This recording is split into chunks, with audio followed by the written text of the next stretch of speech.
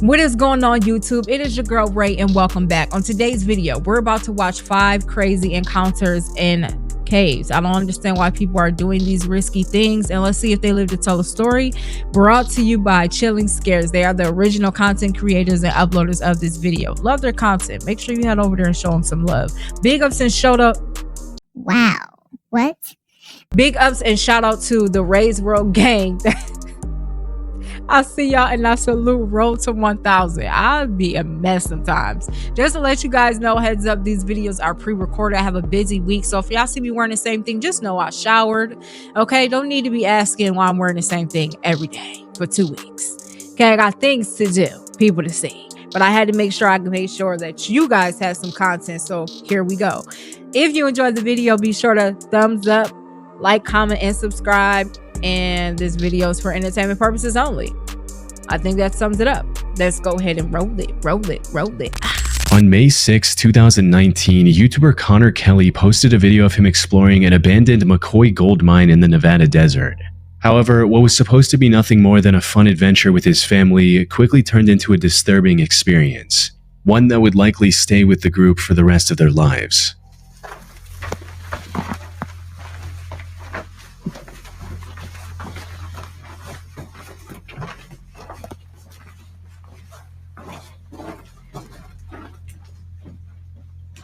The exploration of this mine started off quite normal, with the group staying silent to avoid causing an accidental cave-in, as seen by the text they put on screen. However, after about a minute and a half of treading deeper into the mine, Connor noticed something strangely reflective on the path ahead.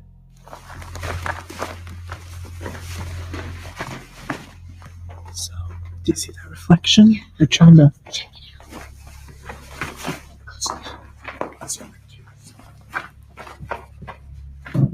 Oh. Oh, Jesus.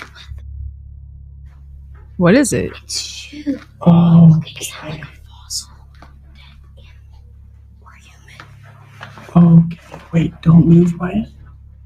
What they found reflecting back at them was a shoe, amongst many more, in a massive pile with random bones scattered throughout. Why are we still here? Let's go. What's going on? It's time to go and get. I don't know what we're doing anymore. What? Well, that's a bone right there. Actually, there's quite a few bones in this. What made this pile even more odd was the sheer variety of shoes on display. Many of them were clearly very modern, while some were models that were released over 30 years ago. How could such a random assortment of shoes end up in an abandoned gold mine in the middle of nowhere? Things took an even darker turn when the group ventured further into the cave and found a bunch of bones, including a relatively intact spine. So this is water flows. It is getting great. So we can't trust this. Don't stand. No, don't stay. Using the wrong S word. Let's get out of here. And about that other theory that he put those there himself. Do you see how small that hole was for them to crawl all the way down there, down that freaking... And as far as them Connor putting them there by himself, there's no way. Even if everybody with them did that, like, who's about to plan all that? Who has that type of time? Some people do try to get viral from doing anything, but like, that is just next level. Like, did you see can you imagine crawling in there every day in the hopes that one of your friends don't want their shoes anymore, and some dead cow, what's going on? I don't know, is on the side of the road and you're just going to pick their bones? There was a spine down there. Like, where are they getting this stuff? Like, and how are people knowing that it's synthetic just by a video? I don't know. That's just me. I feel like those are just way out. Something else is going on.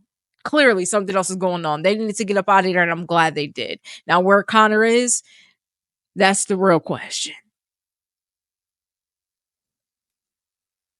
Action Adventure Twins is a YouTube channel run by brothers James and Edward. The duo has been exploring dangerous and cramped caves since early 2020. Yet, despite their combined experience, one of them almost lost his life back in 2022. In January of that year, the two decided to explore the popular Petty John's Cave in Georgia.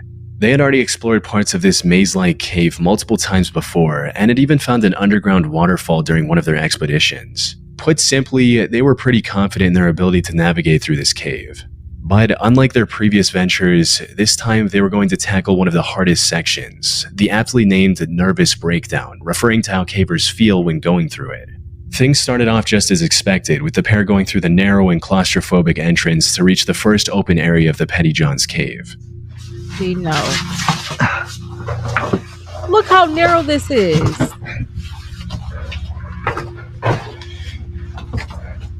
Whoa, entrance room.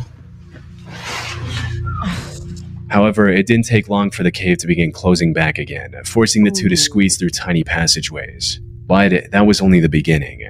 After about 25 minutes of crawling through increasingly tighter spaces, they reached the first big obstacle, a muddy room with a narrow and steep hole in the middle. They had to carefully walk around this hole to progress. A single slip meant falling into the narrow hole and possibly getting injured. And given the lack of safe footing around the hole, it would have been near impossible for the other person to pull them out. After successfully navigating around this obstacle, they finally arrived at the entrance to Nervous Breakdown. Unfortunately for them, things weren't looking good. The area surrounding this entrance had collapsed some time ago, making it very difficult to figure out the path ahead. After looking around for a bit, Edward eventually found the real entrance and was excited to go in. He genuinely couldn't wait to find out what was down there and began his descent, leaving his brother behind in case something bad happened. What he didn't realize was that this was about to be one of the worst decisions he'd ever make. Because after descending for a few minutes, Edward called for his brother only to be met with complete silence. I found a rope.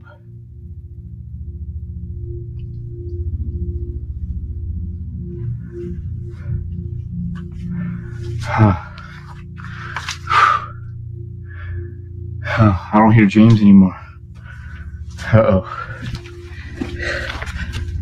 In other words, Edward was now lost in an unknown section of the cave without any means of contacting his brother. At first, he tried to stay calm and continued his descent, hoping to find James before long. However, after staying separated for over 30 minutes, the realization set in. He knew panic was the fastest way to make a bad situation worse, but at this point, he couldn't help but feel a growing sense of unease.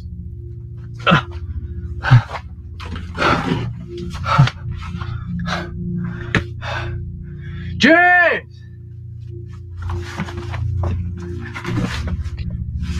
James! It's been like 30 minutes since I last saw him. I don't even know where I'm at. I tried to go back to the last place I saw him. Everything just looks the same. It's just a jumble maze. We should have never split up. After calling out to James many times with no luck, he decided to retrace his steps and find the way back. Unfortunately, he had underestimated the difficulty of the maze he was about to enter. Every direction looked the same. The narrow passages and jagged walls made it impossible to tell where he had come from. To top it all off, his situation was getting worse with each step he took. If he went the wrong way, he could easily wedge himself into a passage too tight to escape, or worse, plunge into a hidden drop-off. This is the true horror of caving. Even if he didn't injure himself, he could have just as easily wandered around aimlessly until his body gave way into exhaustion, leaving him lifeless in a cold, rocky crevice. The footage of him excitedly dropping into the Nervous Breakdown entrance would have ended with the camera recording his descent into confusion, fear, and eventually silence. Fortunately, that wasn't the end of his story. After going in loops for a while, Edward spotted a single piece of tape he saw on his way down. Oh. The tape. Yeah. Okay, this tape looks familiar. Oh, yeah. This has got to be the way.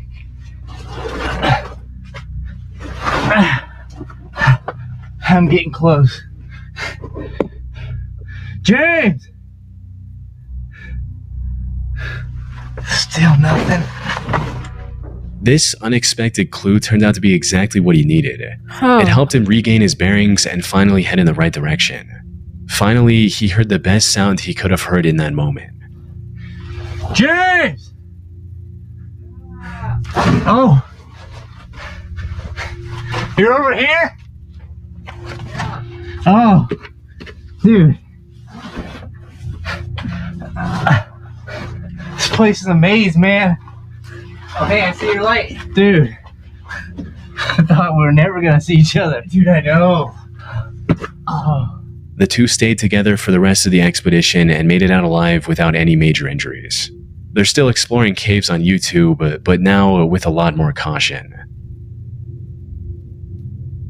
Dude, regardless, they should not be doing that. I don't care if y'all did start doing it together, going in whatever direction. Like, that's so dangerous. Like, I understand, like, you know, the adrenaline and, you know, people are very adventurous, but like, y'all got to be careful because like that could have been the last time. I guarantee you there's a ton of people that went missing and literally lost their lives behind stuff like this.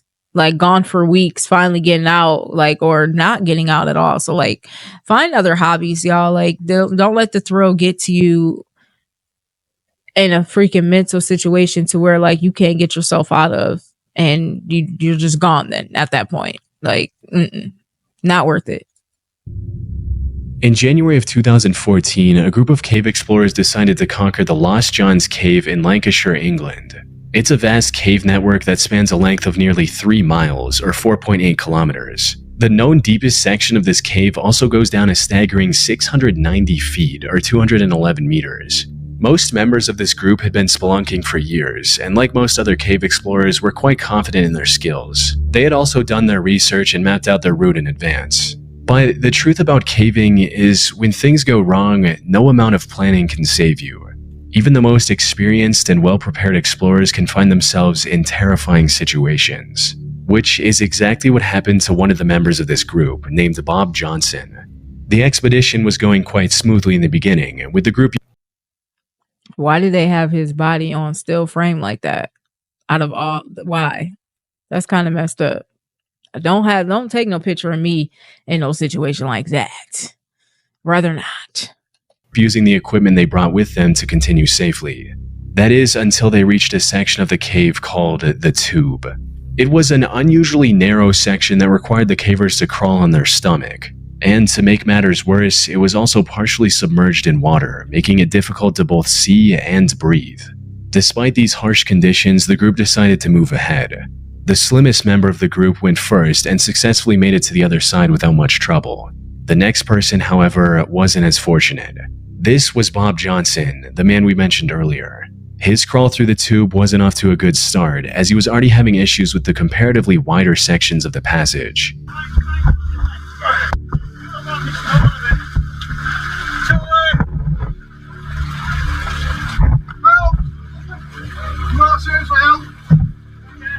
He then somehow managed to reach the tightest part of this treacherous section, but that's where his luck ran out.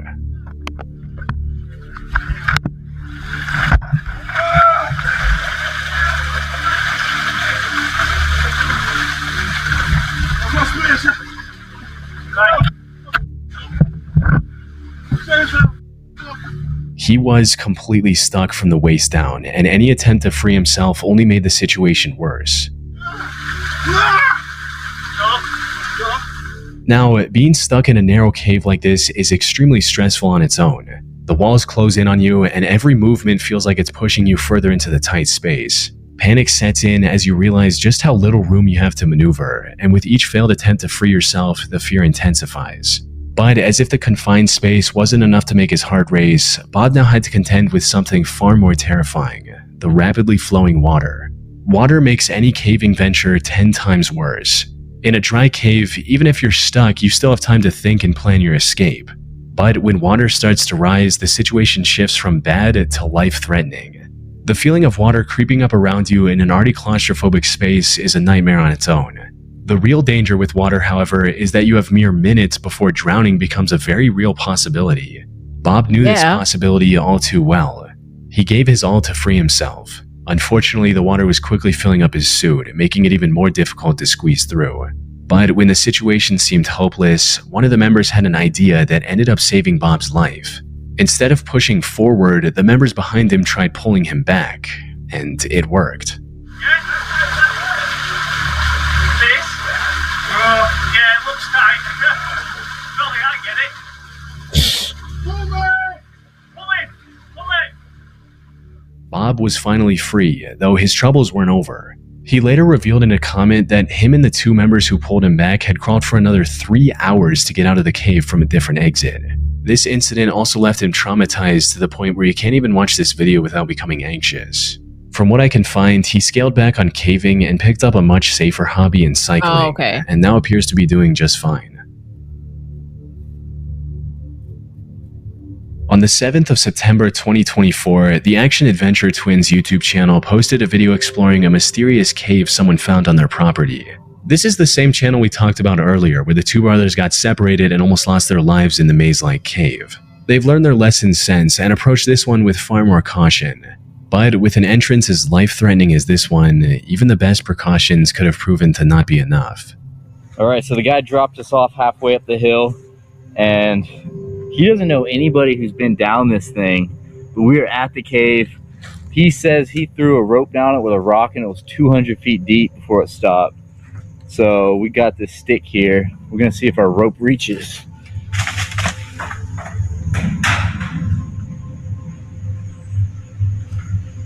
It's still, oh, you were right, it kept going. This alone is enough to terrify most people, with one person stating, "This channel has given me a new fear about walking in the woods.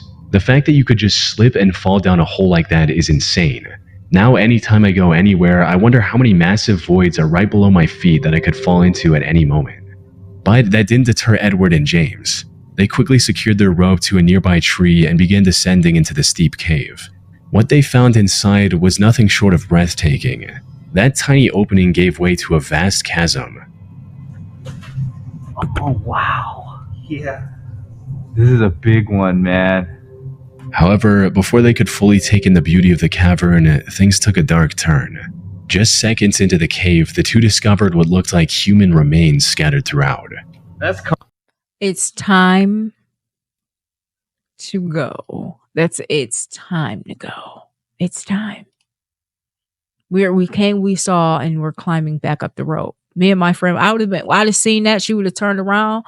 I'd have been halfway up the rope already. She better be right behind me, because I'm going to start pulling this rope up. We are not going anymore. You're going to stay down there by yourself, or you're coming up. What you want me to do? What are we doing here? What are we doing? Comforting human bones, huh? Look how big they are. Dude, look behind you. There's like a little shrine of them. There's like, oh, that's a cranium. Dude, is that a human? Nah, I don't know. It's awfully round. Yeah, that looks human, man.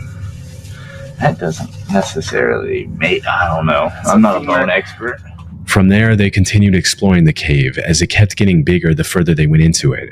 They also discovered old caving equipment like ropes and harnesses already secured to the walls, a detail that only deepened the mystery surrounding the bones they had found earlier.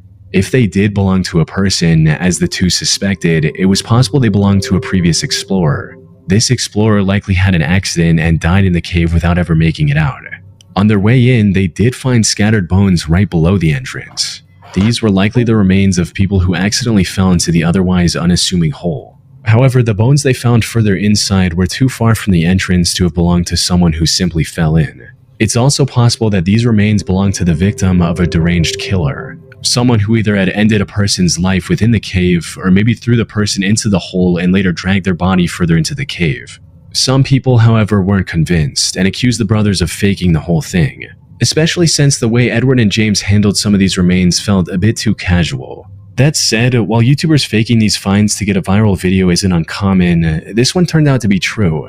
The video received several comments from experts confirming that these remains were indeed real and human, with one such person writing, "My girlfriend and I are watching from Canada. We're both paramedics, definitely a human femur and a human cranium. But this raised an even bigger question. When did the owner of these bones pass away? If they disappeared into the cave in the last few decades, this discovery could end up cracking an unsolved case." I ended up contacting the Action Adventure Twins to see what they had to say or if they had made any police reports afterwards. We ended up contacting the authorities about the bones. They were determined to be human and were apparently a Native American that either slipped and fell into the pit cave or was thrown in there after death and are 2,000 years old. While this did rule out the possibility that these bones belonged to someone more recent, the despair of whoever ended up in that cave alone 2,000 years ago is just as impossible to ignore. They likely fell into the cave, somehow survived the fall, and ended up starving to death while looking for a way out. Insane. On October 28, 2004, 50-year-old Australian airline pilot and scuba diver David John Shaw broke the world record for the deepest successful dive in history. He achieved this by reaching a depth of 270 meters in Bushman's Hole, one of the deepest freshwater caves in the world. The sole purpose of this dive was to break the record. However, when he reached the bottom, he found something that stopped him in his tracks. He found the body of Dion Dreyer, a 20-year-old scuba diver who died in that cave 10 years ago. Since humans start sinking after a certain depth, Dion's body never floated back to the surface. Given the extreme difficulty and danger of diving this deep, any plans to retrieve his body were also cancelled at the time of his death. However, a plaque in his name was installed near the diving point of Bushman's Hole, which is how Dave knew what he was looking at. After staring at the body in shock for a few seconds, Dave immediately got closer and tried to retrieve Dion. Unfortunately, after a decade in the water, his tanks were firmly stuck in the mud. More importantly, Dave had already spent too much time at that depth. Staying any longer would have been fatal. So he decided to tie a line to Dion's body and return to the surface with the newfound information. It wasn't very steep. And when I saw the body over to my left, I thought, oh, that's the end of going deep. So just tied my line to it. And by then I was, well, we won't discuss that. So I just left my line. The news of Dion's body being discovered spread quickly, eventually culminating in Dave talking to his parents and promising to retrieve it. After a couple months of preparation, the next dive was scheduled for January 8th, 2005. Unfortunately, Dave's heroic attempt to bring closure to Dion's parents ended in a catastrophe far worse than anyone could have imagined. Cave diving, aka underwater cave exploration, is far more dangerous than regular spelunking.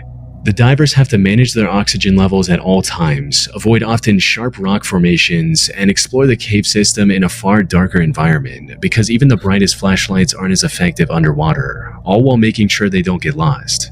Add in the immense pressure of 270 meters of water above, it becomes an almost insurmountable challenge, one that only a handful of people on the planet are capable of overcoming. So, everything needed to be perfect for Dave's operation to succeed. He worked with police divers, the defense force, and medics to ensure everything went smoothly, and they planned the dive second by second. According to the plan, Dave would use the line he tied earlier to reach Dion's body. After cutting it loose and putting it in a special body bag, he would begin his descent. This descent would have taken around 12 hours to avoid decompression sickness. So instead of holding on to Dion's body the entire time, Dave would pass it along to his longtime friend Don Shirley at 220 meters. Don would then hand it over to support divers located at various depths and keep checking on Dave for any issues. Sadly, this is not how it went. An hour and a half after the dive began, the surface crew received an ominous message from the support divers, claiming that they hadn't seen any activity from Dave or Don. Shortly after, another message reached the surface. This one was from Don, stating that he's seeing Dave in the distance, and he's not moving. Don's okay. Don's okay. Dave's looking Okay. While this message was making its way to the surface, Don tried to reach Dave himself. He exceeded his target depth, which resulted in his rebreather controller imploding. This also led to him suffering from oxygen poisoning and vomiting while 220 meters under the water. Fortunately, he managed to keep hold of the line and was eventually pulled out of the water still breathing. Dave, however, didn't make it. But when rescue teams pulled out his body, they made a shocking discovery. Dion's body was attached to the recovery line as well. Following the recovery, investigators looked at the footage captured by the waterproof camera mounted on Dave's head. This is what they saw. Though I should mention, I couldn't find the raw footage from that camera. The only clip of it online is narrated by Don himself, Dave's best friend who we just talked about who almost died trying to save his life. The footage shows Dave moving alongside the line to find Dion's body, and then trying to put it in the bag. Unfortunately, this is where the plan started falling apart. Dion's body was unexpectedly loose from the mud and was moving around uncontrollably.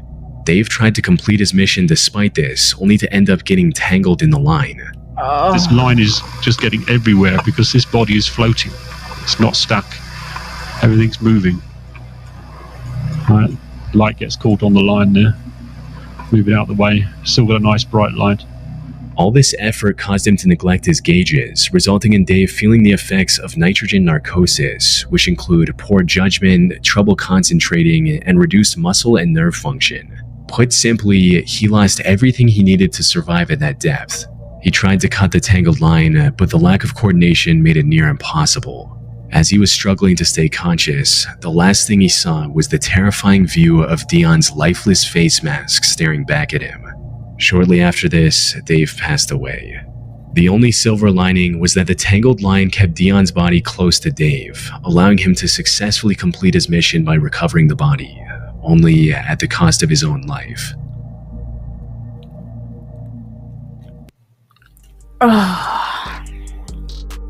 Wow. I feel like that is very unfortunate, and yes, he deserves that plaque, and condolences to his family and his children if he have that too.